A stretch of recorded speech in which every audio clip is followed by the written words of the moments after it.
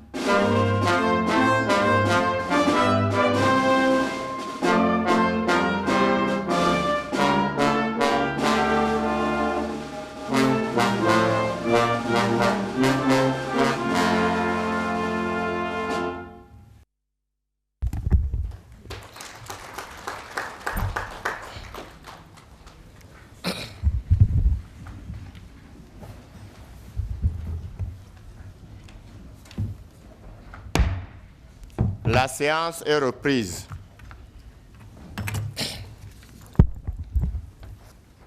La très vénérable honorable Janine Mabunda Ilioko, présidente de l'Assemblée nationale de la République démocratique du Congo, première femme élue à ces fonctions depuis les indépendances en 1960.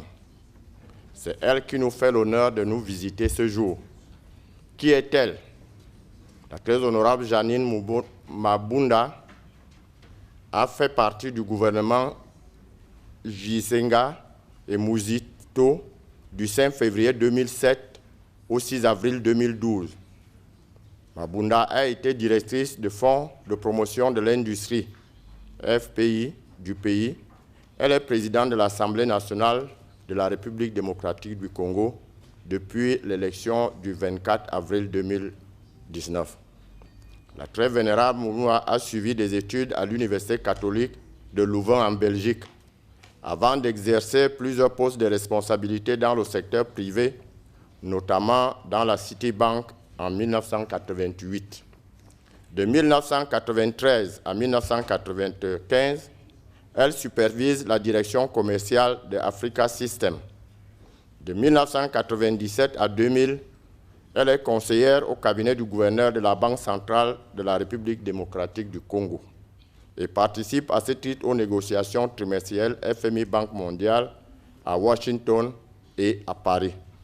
En 2002, elle est nommée administrative déléguée générale de ADG, du Fonds de promotion de l'industrie FPI. Au cours de ce mandat de 5 ans, le Fonds de promotion de l'industrie se dote d'un nouveau siège social sur fonds propres et poursuit une politique salariale de paiement régulier des salaires. Elle obtient aussi l'augmentation des interventions du Fonds de promotion de l'industrie en faveur des entreprises, l'amélioration du taux de recouvrement des prêts et la réduction du déficit. Le 5 février 2007, elle est nommée ministre du portefeuille de l'État, chargée notamment de la réforme des entreprises publiques. Puis, le 9 juillet 2012, le président Joseph Kabila la nomme conseillère spéciale en matière de lutte contre les violences sexuelles. Loin de ces sujets dans lesquels elle a exercé ses activités et dans un domaine où la République démocratique du Congo avait mauvaise réputation. Aujourd'hui, je l'ai dit, elle est la première femme élue présidente de l'Assemblée nationale de la République démocratique du Congo depuis les indépendances. C'est donc cette dame, au cursus bien rempli, que nous allons écouter son message de solidarité qui aura lieu, qui tenait non seulement à la vie du continent, mais j'en suis sûr, elle abordera la question de la femme. Madame la Présidente, soyez la bienvenue. Je vous passe la parole.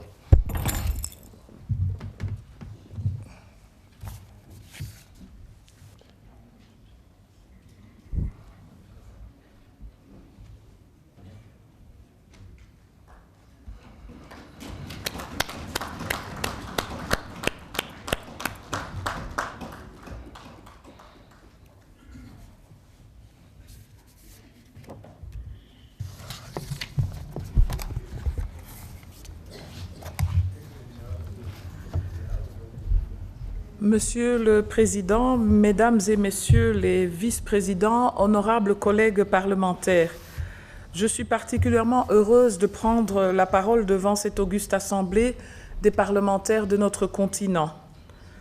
Peu d'entre nous se souviennent encore avec précision des hauts faits accomplis par les pères fondateurs de l'Organisation de l'Union africaine en 1960.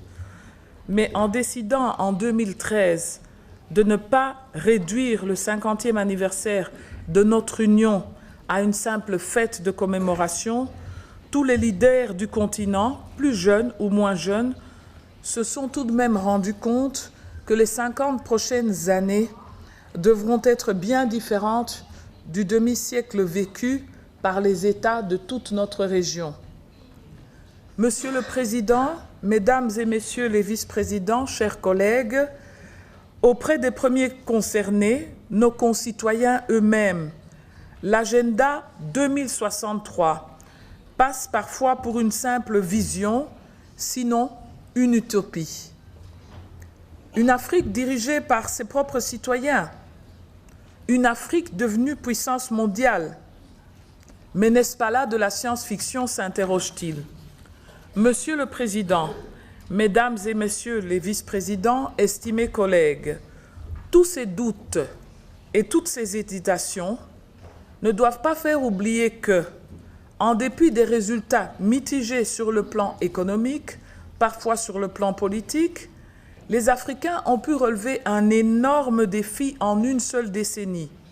L'histoire a effectivement inscrit dans ses annales un fait mentionné sous la terminologie les indépendances des États africains des années 60. Point n'est besoin de rappeler que dans ces périodes fécondes pour l'émergence de nos pays, mon pays, la RDC et d'autres ont participé au processus de libération de certains pays, dont l'Angola, la République sud-africaine, à travers la résolution 2505 de l'OUA, mieux connu sous le nom de « Manifeste sur l'Afrique australe de Lusaka ».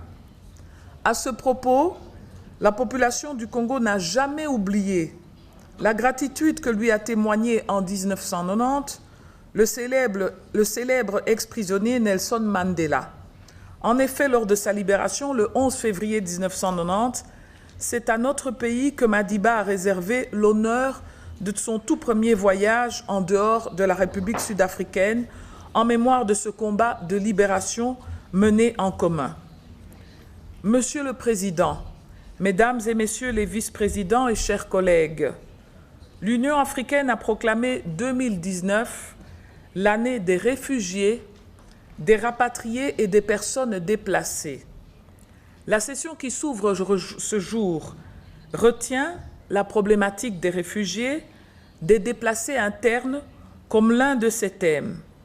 Les conflits armés, la pauvreté et le chômage des jeunes sont à la base des grands déplacements des populations au sein de notre continent. Premières victimes de cette situation de conflit sont les femmes, les jeunes filles et les enfants. Je voudrais alors ici profiter de cet hémicycle pour exprimer ma solidarité à tous les frères et sœurs africains qui se retrouvent dans cette situation de vulnérabilité extrême. Je lance un appel à tous les États africains à plus de protection des femmes et des jeunes et à nos partenaires d'accroître leur soutien en faveur des pays qui abritent les réfugiés.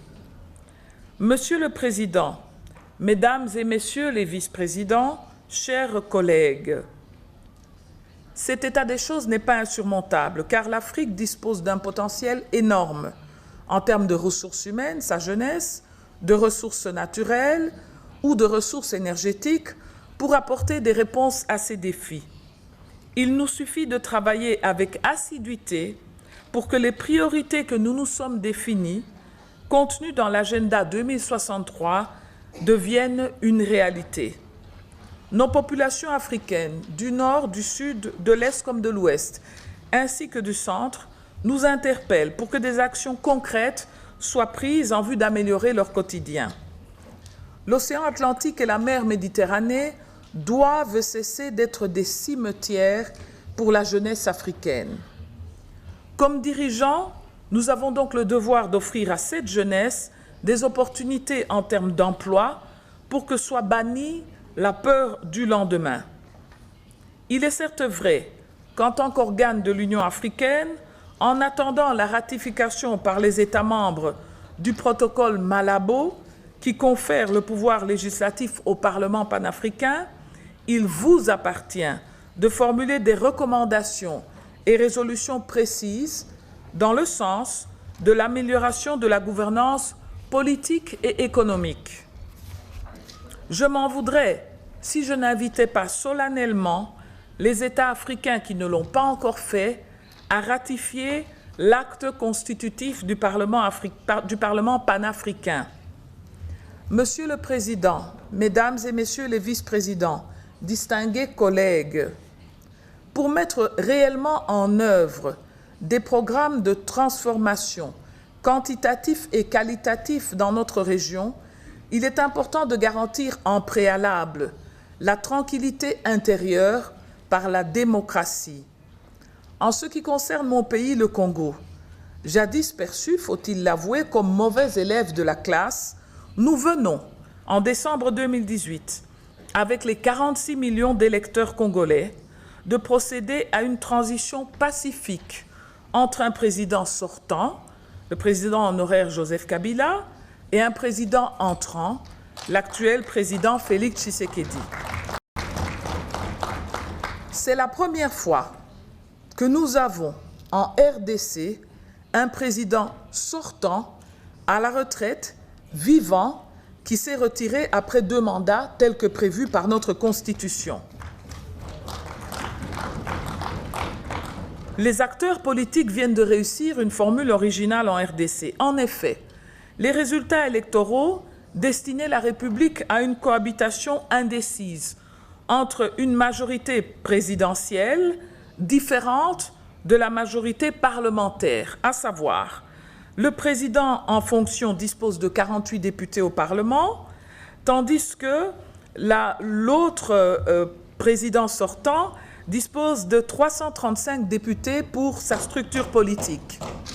Cependant, dans le souci de cohésion nationale, les vainqueurs à l'élection présidentielle et ceux des élections législatives ont convenu plutôt de constituer ensemble une formation politique commune, une coalition au niveau tant parlementaire que gouvernemental.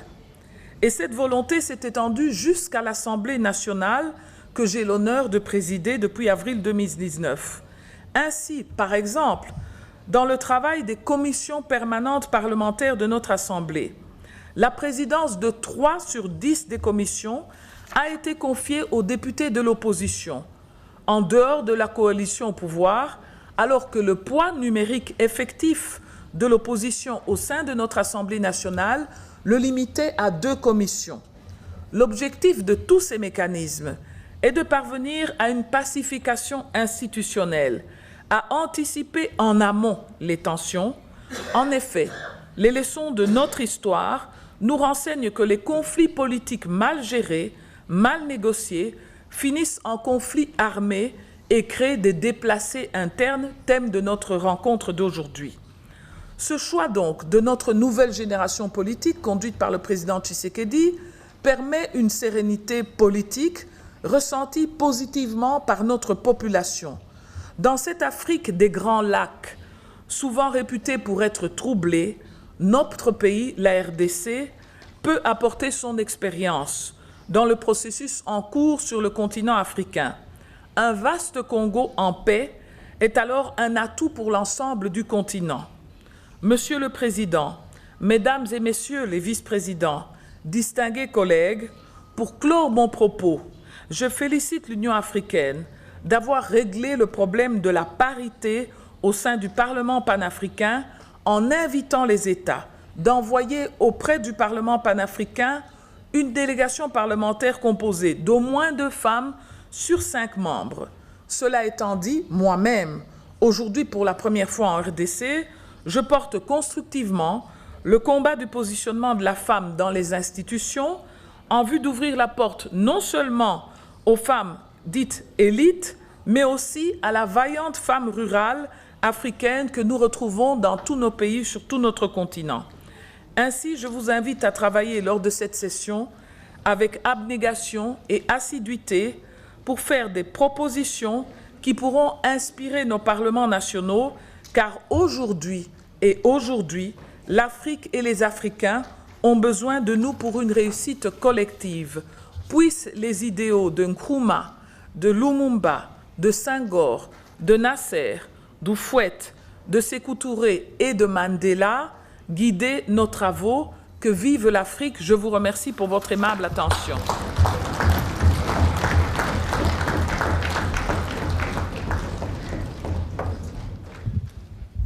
Merci,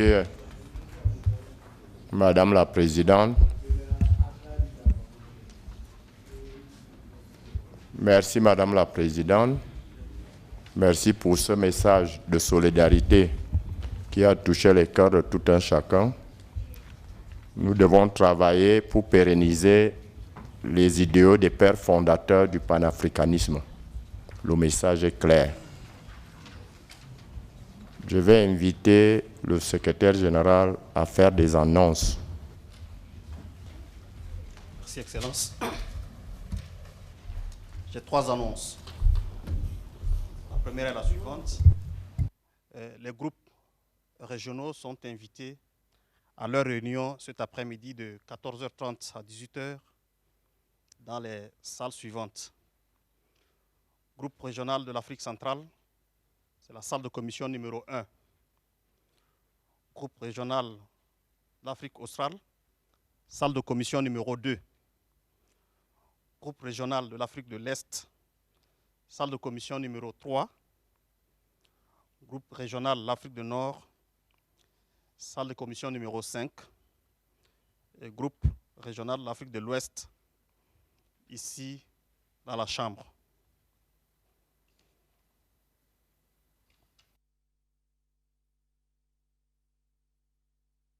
Deuxième communiqué, les membres de la commission règlement sont conviés à une réunion juste après la séance plénière dans la salle de commission numéro 4.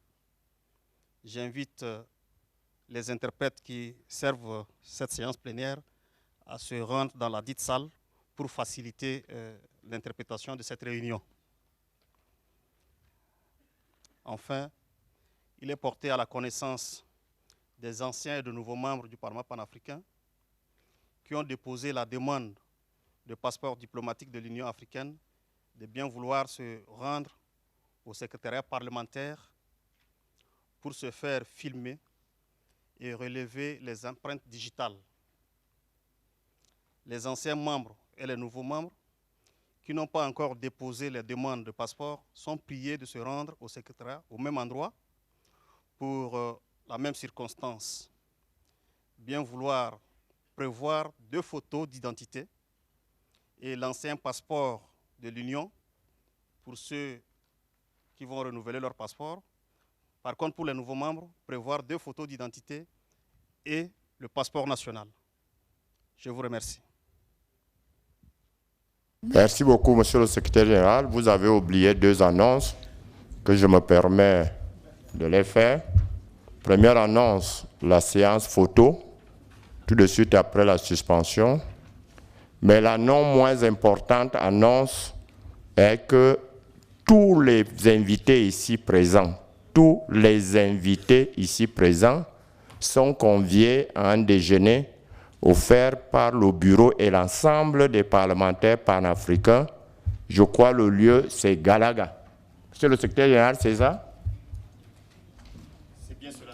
D'accord. Donc, après la séance photo, nous irons tous au déjeuner. Chers collègues, accompagnez les invités au déjeuner et allons manger et puis on revient travailler. L'ordre du jour étant épuisé, la séance est suspendue et reprend demain à 9 h. La séance est suspendue.